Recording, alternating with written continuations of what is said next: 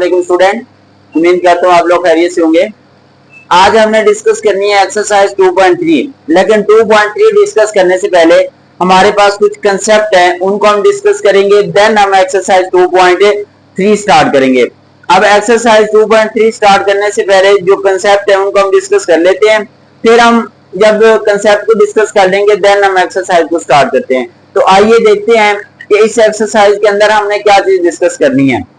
हमारे पास है concept of radicals and रेडिकेंड्स। अब रेडिकल का तो वर्ड आपने सुना होगा और आपको इसके बारे में कुछ और ना भी होगी, लेकिन रेडिकेंड्स आपके लिए न्यू वर्ड है, लेकिन परेशान होने की जरूरत नहीं है। हम यहाँ पे रेडिकल्स को भी डिस्कस करेंगे और रेडिकेंड्स को भी डिस्कस करेंगे।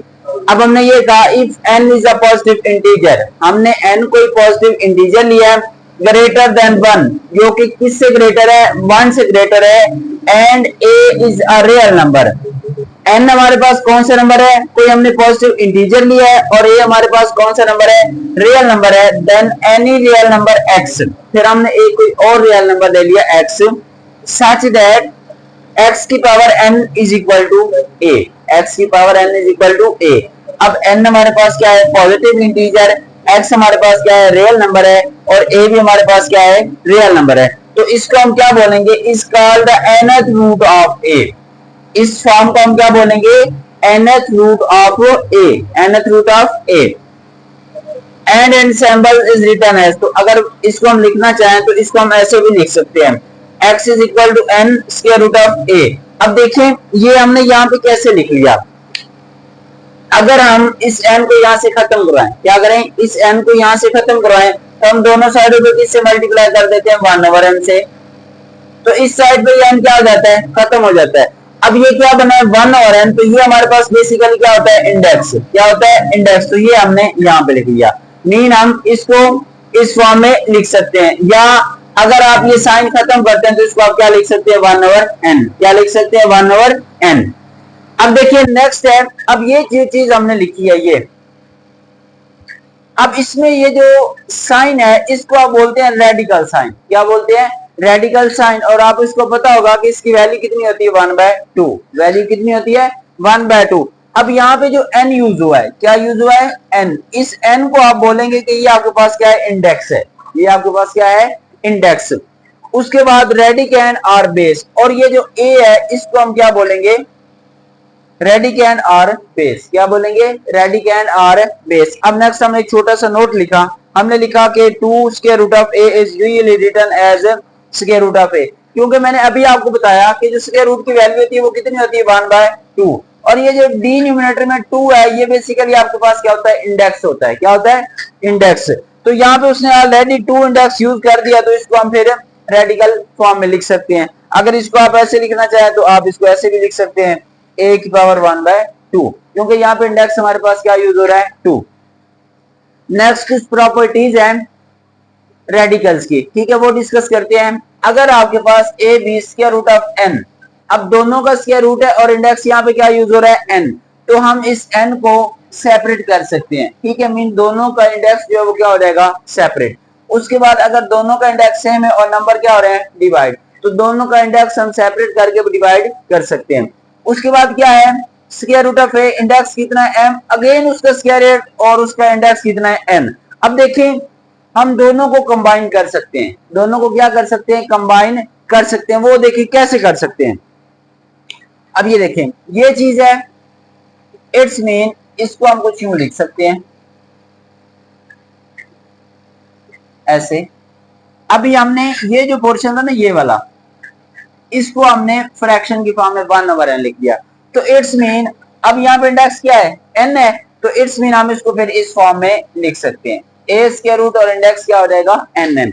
उसके बाद नेक्स्ट प्रॉपर्टी है m और इंडेक्स कितना है, n। इंडेक्स कितना है, n। अब देखें इसको हमने इस फॉर्म में लिखा, इस फॉर्म में हमने कैसे लिखा, इसका मतलब ये है कि a की पावर m और इंडेक्स कितना है, इसको हमने लिखा ऐसे 1 ओवर n। क्या लिखा, 1 ओवर n। अब इसका मतलब ये हुआ कि हम इसको ऐसे भी लिख सकते हैं, a की पावर 1 ओवर n और इंडेक्स हमारे पास क्या हो जाएगा, m।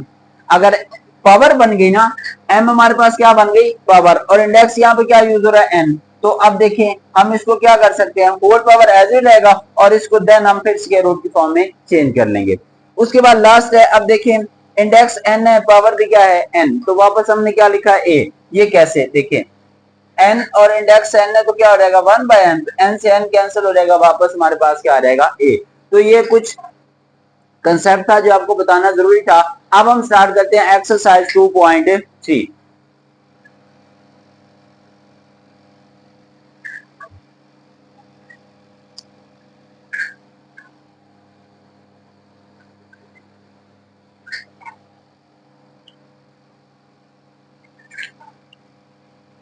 Exercise 2.3 and it's question number 1। Question number 1 की स्टेटमेंट हमारे पास है, right each radical, right each radical expression in exponential notation, in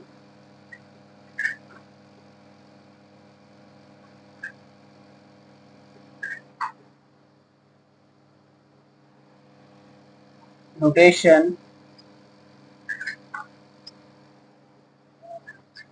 and each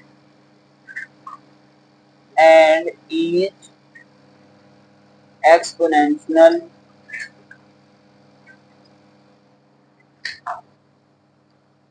expressions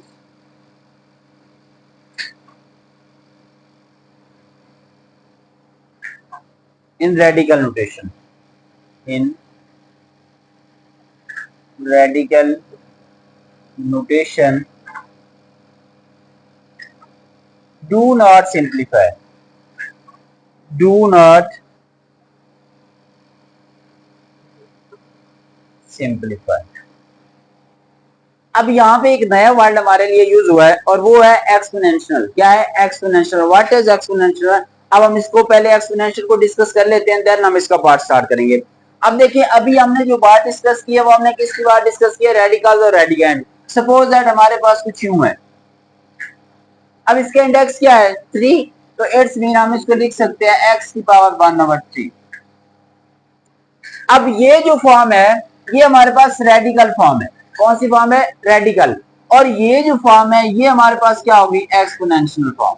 क्या होगी, एक्सपोनेंशियल फॉर्म। बात की समझ आ गई। अब क्वेश्चन वाले ये कहा, right each radical expression in exponential. मतलब क्या है कि जो आपके पास रेडिकल में है उसको आपने किस में चेंज करना है, एक्सपोनेंशियल में। And each exponential expression in radical, और जो एक्सपोनेंशियल होगा उसको हमने किस में चेंज करना है, रेडिकल में। और उसको हमने सिंप्लीफाई नहीं करना, जस्ट हमने क्या करना है, चेंज करना है। तो आइए देखते हैं हम इसको चेंज कैसे करते हैं। फर्स्ट पार्ट है हमारे पास -64 और इंडेक्स यहाँ पे क्या है 3। अब यहाँ पे देखें, जिन बच्चों को डेफिनेशन की समझ आ गई है उनको ये पता चल गया होगा कि किस फॉर्म में है। ये हमारे पास रेडिकल की फॉर्म है, किस फॉर्म में है, रेडिकल की फॉर्म में। अगर हमने इसको एक्सपोनेंशियल में चेंज करना है तो यहाँ पे देखिए इंडेक्स कितना है 3, इंडेक्स कितना है 3, तो इट्स मीन ये कुछ यूं हो जाएगा 1/3। बस क्वेश्चन हमारा सॉल्व हो गया, क्योंकि उसने कहा था कि इसको आपने मजीद सिंप्लीफाई नहीं करना। उसके बाद इसका सेकंड पार्ट है 2 की पावर 3/5। उसके बाद इसका थर्ड पार्ट है -7 और इसकी पावर 1/3। और फोर्थ पार्ट है हमारे पास y की पावर -2/3। अब देखें ये किस फॉर्म में, ये एक्सपोनेंशियल फॉर्म है, क्योंकि यहाँ पे कहीं भी रेडिकल साइन यूज नहीं हुआ। ये भी किस फॉर्म में, एक्सपोनेंशियल में। ये भी किस फॉर्म में, एक्सपोनेंशियल में। इसका मतलब ये हुआ कि हमें इसको किस फॉर्म में चेंज करना है, रेडिकल की फॉर्म में। किस फॉर्म में चेंज करना है, रेडिकल में। और अभी मैं आपको ये बता रहा था कि ये जो नंबर होता है ये आपके पास क्या होता है, इंडेक्स होता है। क्या होता है, इंडेक्स। इसका मतलब ये हुआ कि इन क्वेश्चन के अंदर जो डिनोमिनेटर होगा वो आपके पास क्या होगा, इंडेक्स होगा। क्या होगा, इंडेक्स। मीन अब ये फॉर्म है, इससे हमने ये फॉर्म बनानी है। अब आप देखें इसका मतलब ये हुआ कि यहाँ पे जो 5 है ये आपके पास क्या है, इंडेक्स है। क्या है, इंडेक्स। तो इट्स मीन क्या मैं इसको ऐसे लिख सकता हूँ 2 की पावर 3 और ये जो 5 है ये क्या बन जाएगा, इंडेक्स। क्या बन जाएगा, इंडेक्स। अब सेम यही कंडीशन, अब यहाँ पे 3 क्या होगा, इंडेक्स। क्या होगा, इंडेक्स। 7 की पावर 1 वो आप नहीं लिखते, ठीक है। अब यहाँ पे 3 क्या होगा, इंडेक्स। तो इस तरह हमारा ये क्वेश्चन कंप्लीट हुआ। नेक्स्ट है हमारे पास question number 2। Question number 2, question number 2 है हमारे पास, tell whether the following statements are true और false. Tell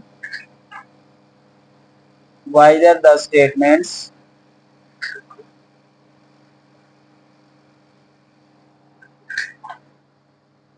are true or false। Just उसने कुछ स्टेटमेंट्स गिवन किए हैं और हमने बताना है कि इनमें से कौन सी स्टेटमेंट ट्रू है और कौन सी स्टेटमेंट फॉल्स है। अभी देखें, फर्स्ट पार्ट हमारे पास है 5 की पावर 1/5 इक्वल है स्क्वायर रूट ऑफ 5। सेकंड है हमारे पास 2 की पावर 2/3 इज इक्वल टू 4 और यहाँ पे इंडेक्स है 3। उसके बाद थर्ड पार्ट है हमारे पास square root of 49 is equal to square root of 7 और फोर्थ पार्ट है हमारे पास x की पावर 27 इंडेक्स 3 है और इक्वल है x की पावर 3 के।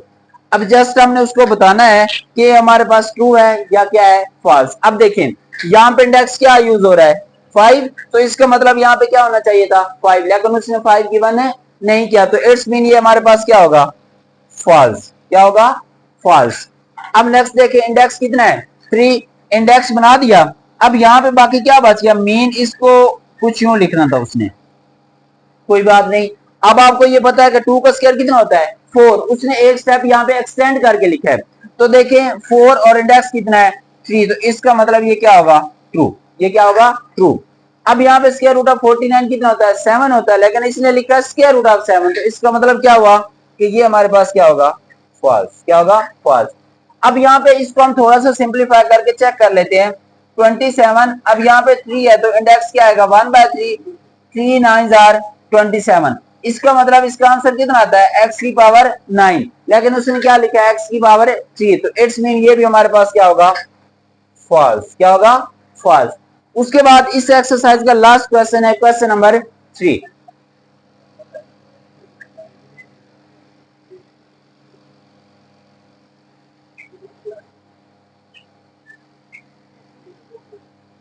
Question number 3,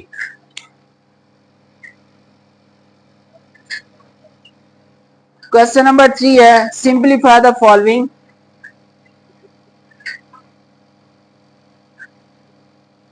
simplify the following radical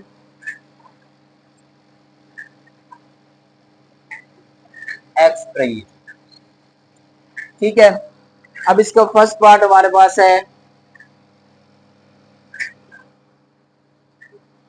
-125 और इंडेक्स कितना है, 3। सेकेंड पार्ट है 32 और इंडेक्स कितना है, 4। थर्ड पार्ट है हमारे पास 3/32 और होल इंडेक्स हमारे पास है 5। उसके बाद फोर्थ पार्ट है -8/27 और इंडेक्स कितना है, 3। अब इसको हमने क्या करना है, सिंप्लीफाई करना है। क्या करना है, सिंप्लीफाई। अब यहाँ पे देखें ये 125 है, हम इसको लिख सकते हैं -5 की पावर 3 और होल की पावर क्या हो जाएगा, 3। होल की पावर क्या होगा, 3। तो अब यहाँ पे देखें 3 से 3 अगर हम कट कर दें तो इसका आंसर कितना आता है, -5। इसका आंसर कितना आएगा, -5। अब 32 है, 32 को हम लिख सकते हैं 2 की पावर 5। 2 की पावर 5 का मतलब यह है कि 2 को आपने 5 टाइम मल्टीप्लाई करना। 2 2 4, 4 2 8, 8 2 16 एंड 16 2 32। तो 2 की पावर 5 को हम अगर तोड़ के लिखें तो उसको हम यूं लिख सकते हैं 2 की पावर 4 डॉट 2 की पावर 1। तो अब यहाँ पे इंडेक्स क्या है, 1/4। अगर हम इन दोनों की पावर सेपरेट कर दें, दोनों की पावर क्या कर दें, सेपरेट, अब यहाँ पे देखिए 4 से 4 कैंसिल 2 आ जाएगा। अब इसको मजीद हम सिंप्लीफाई नहीं कर सकते तो इसका इंडेक्स हम क्या लिख सकते हैं 4। इसका इंडेक्स हम क्या लिख सकते हैं 4। अब यहाँ पे देखिए ऊपर वाले का इंडेक्स सेपरेट कर दें, अभी मैंने आपको प्रॉपर्टी करवाई थी, और नीचे वाले का इंडेक्स आप क्या कर देंगे सेपरेट कर देंगे। अब 3 इंडेक्स क्या है 5, तो उसको भी हम सिंप्लीफाई नहीं कर सकते, उसको हम एज इट रहने देंगे। और नीचे 32 है, तो अभी मैंने आपको बताया कि 2 की पावर 5 कितना होता है 32, और इंडेक्स क्या है 5, तो इसको हम क्या लिख सकते हैं 1/5। 5 से 5 क्या हो जाएगा कैंसल, तो यहाँ पे हमारे पास क्या आ जाएगा square root of 3 index 5 over हमारे पास क्या आ जाएगा 2। उसके बाद अब लास्ट पार्ट है, इसमें भी दोनों का इंडेक्स क्या कर देंगे सेपरेट, दोनों का इंडेक्स क्या कर देंगे सेपरेट, या अभी आप इसको ऐसे लिख लें 1/3।